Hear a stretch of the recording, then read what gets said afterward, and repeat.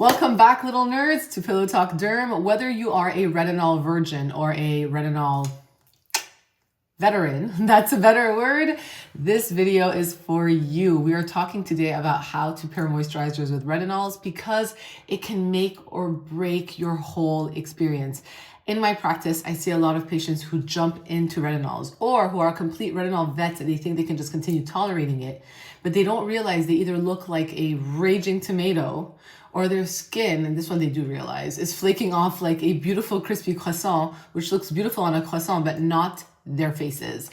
And so today we're going to talk about how do you incorporate the retinol and how do you moisturize with it, because it can really make or break your experience. When I am referring to retinols today, I am talking about the whole category of retinoids, which are vitamin A derivatives.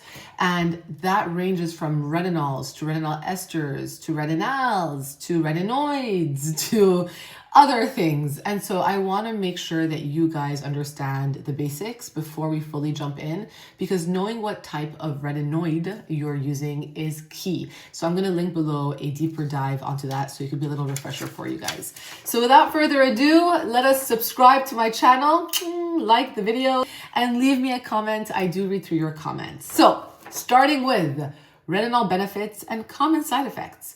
Retinols are vitamin A derivatives, which sound pretty benign. They are meant to help boost collagen production, help cellular turnover, maintain and regulate your pigmentation, even potentially fade it, unclog your pores. It is a miracle royalty ingredient. And it's like basically your personal skin trainer, if you really want to think about it, because it's doing a little bit of everything. But the key with all retinols is that consistency over intensity is going to make you win. You going wrong and strong is not going to give you the gold prize for looking like a fetus when we are 88 years old, because I'm leaving at 88. That is when I'm done. That's when I'm cooked. I know it. But you doing it really wrong and strong is not going to get you to 88 looking great. It's you being consistent very, very slowly with a lighter percentage every single day that's going to get you there. And using more does not mean better. But there's also a huge other but, because retinols also come with a big baggage. They make our skin dry, they make our skin red, we get flaky, we start to maybe even feel a little itchy from it. And this is also known as the retinization process. When your retinol increases your cellular turnover, allowing your cells on your skin to turn over more efficiently, it can compromise the uppermost layer of your skin, also known as the stratum corneum. And when you compromise that uppermost layer of skin, you can get transepidermal water loss, which leads to the worsening dryness that you're experiencing. And in the process, it can weaken the lipid matrix of your skin that's allowing your skin to be so, you know how they do this on Instagram? I don't understand why they do this, like, or on TikTok. But that is the lipid matrix, the thing that's really keeping the glue together. Once that is compromised, you're more vulnerable to irritants. And so this is where the importance of moisturizing with a retinol enters the chat. Moisturizers not only replenish that lipid matrix, the ceramides, cholesterol, fatty acids, to restore your skin barrier integrity, but moisturizers also can help reduce inflammation and redness, depending on certain soothing ingredients that they may contain, like niacinamide, up to 5%, not more, panthenol, even allantoin. Those types of actives that are soothing and calming can really help reduce that inflammation, allowing your skin to heal more efficiently so that it can really replenish the lipids better. Additionally, and this is something that is often not talked about with moisturizers and more so with cleansers, but moisturizers help to maintain the optimal pH of your skin. And it is essential for healthy enzymatic activity in your skin, in your skin barrier. So how then do you incorporate a retinol into your routine? Step 1, we go slow. This is not a race, guys. Nerds, patients, anyone watching. You do not get the gold prize at my office when you come in saying, I use a Retinol 1.0, and your face looks like it has been annihilated, okay? I look at you and go, well, we gotta slow it down. And oftentimes we laugh together. Start slow and only use a retinol a few times a week at night, maybe even once a week at night for a week. Totally fine. Twice a week at night, not consecutive nights, like a Monday and a Thursday.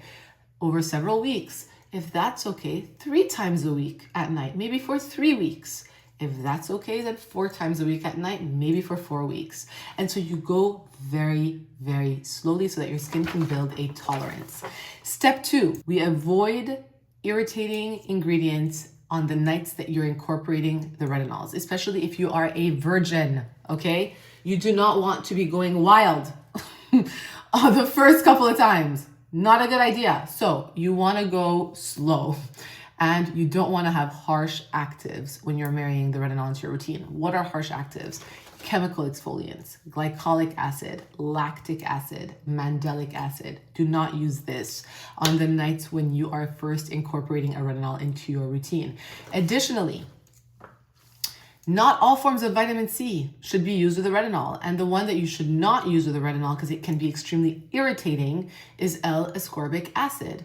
There are other forms of vitamin C that you could use with a retinol, like this guy. You can use this guy with your retinol. The other ingredient that's a little bit to incorporate with retinol, and it's a tricky one because oftentimes retinols were used for people with acne, is benzoyl peroxide. So just change the time of day that you use the benzoyl peroxide in your routine. So if you're using a benzoyl peroxide at night, just switch it to the morning and use the retinol at night, because retinols should only be used at night. Step 3, the final golden rule on how to incorporate retinol is master the art of layering. There are 3 ways you can layer a retinol into your routine, all right? The first way is if you are a vet, or if you are not sensitive. You can put that retinol straight onto your skin after you've washed your face, and then you can use your serums and your moisturizers, and then you can go to sleep. If you are a retinol beginner, someone who has no idea what's going on, and you don't know where your skin lies, Wrong and Strong would put the retinol straight on their face, but I recommend using the serums first, followed by the retinol, and then the moisturizer last. Some people call this the sandwich method, where they're actually moisturizing first, retinol, moisturizing third. That doesn't make that much sense. I'd rather you use your serums, then your retinol, then your moisturizer. The goal of that is that you're essentially slightly breaking down your retinol and buffering it, creating a cushion through your serums, which are usually lightweight. Which leads me to the third category, which is really sensitive people. You should be putting your serums, then your moisturizers, and last your retinol, because now you're buffering it even more with something thicker. You are rendering your retinol less effective, but the reality is you're still getting the benefit of it minus the irritation. And that is key, because that irritation long-term is gonna cause premature breakdown of your collagen, and you're gonna look older faster, and you're going to lose the race, okay? So that is how you can incorporate retinols into your routine. So basic moisturizers that you can add to your retinol routine. And when I say basic, I'm talking about moisturizers that are just meant to hydrate, that are calming, potentially ideally soothing, and not moisturizers that are delivering actives like vitamin C. And if you tolerate your retinol totally fine, we're going to talk at the very end about a quick tip on how to use the retinol around the eyes, because I would not recommend that you use it around your eyes if you are a brand new virgin to the game and you do not know how to use a retinol. So basic moisturizers from thinnest to thickest, starting with Aveeno Common Restore Oat Gel Moisturizer. This one is an OG in my book. If you've been following me for years, I've never been sponsored by them. They've actually never reached out ever, but I love this guy. It is loaded with glycerin, oat extract, panthenol, and Centella asiatica to help reduce redness. The oat is great for soothing. The glycerin is great for hydration. And so this is one for $26 that is lightweight. So again, it's not going to give you the best buffer, but it's nice to help moisturize underneath the retinol if you don't want to dilute it too much. Number 2, we have Vada Cream Moisturizing Cream for $14. And this is a very simple cream. It has petrolatum in it, which is a simple ingredient list. And it's basically like Vaseline with a little bit of more moisture in it. Safe for sensitive skin. It is slightly on the thicker end, but it is really nice to use, especially if you are somebody who's very sensitive. Estura Aloe Barrier 365 Cream Moisturizer. This guy right here is a Korean brand that is basically equivalent to the CeraVe of Cetaphil of Korea, okay? They are now at Sephora. They have ceramides in them and a triple lipid complex. They help to restore the moisture in your skin, kind of like the Derm line of Cetaphil, but this is the Korean version of that. People seem to love it. Full disclosure, I have not tried it yet, but I have seen it at Sephora's around the country. First Aid Beauty Ultra Repair Rescue Skin Barrier Balm is beautiful. This is a dimethicone emollient that softens and locks in moisture. It reminds me of your Cicaplast, La Roche-Posay's Cicaplast B5, and this one also has colloidal oatmeal in it to help calm and soothe your skin. And it is thicker. So if your skin is feeling tight or itchy, this is one that you guys can absolutely incorporate as well. Jordan Samuel has a beautiful thicker recovery cream called his Moisture Recovery Cream, and it has ceramides, squalane, and shea butter. So this one is much richer. It looks like magnolia cupcake icing. It is buttercreamy, it is beautiful, and this is one that I would really use like I would use Vaseline, which is a tried and true basic petroleum jelly. That one, I mean, you should not be afraid of, but that is a very, very thick, rich ointment that is going to act like a really strong barrier. So if you're very sensitive, you go towards those two. All right. And if you have been using a retinol and your face blew up, or you are chronically red, stop everything and go for diaper rash cream. I love this stuff. I would use it all the time on my babies when they were babies. They're getting older now, but I use it when I have any sort of irritation, and I also use it in the winter when my face is really dry and inflamed with a windburn. Triple paste. It has zinc oxide in it to help reduce inflammation, soothe redness, flaking, and itchiness. So I reserve this once you've reached the other extreme of looking red, flaky, and off, and you want to restore your skin back to where it was. I would use this stuff right here. If you want to try to use retinols around your eyes or even your neck, the neck is very sensitive. The inside part of your bony rim, so the skin from the bone to your eyelid right here, is extremely sensitive as well. I would not recommend you put retinol there if you are somebody who's never used it, or if you're sensitive, or even if you are somebody who's used it, just beware, it can cause a retinol burn.